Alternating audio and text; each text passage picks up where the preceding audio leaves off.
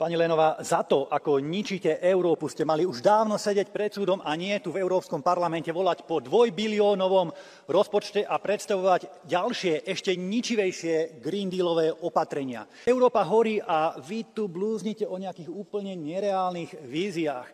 Pritom to kvôli vašej vojnovej a sankčnej politike ľudia trpia a platia rekordné ceny za energie. Kvôli vášmu Green Dealu európske firmy a fabriky utekajú preč z Európy. Kvôli vašej imigračnej politike sa v Európe už každý týždeň strieľa a v Bruseli musia proti imigrantom dokonca nasadzovať armádu.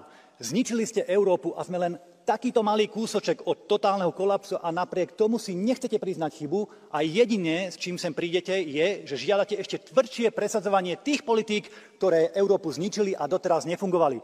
Že žiadate ešte tvrdšie trestanie a cenzurovanie všetkých oponentov a kritikov. Pani Lenová, urobte prosím jednu službu Európe. Odstúpte. Vy nie ste šéfka Európy, Európa patrí ľuďom a nie vám.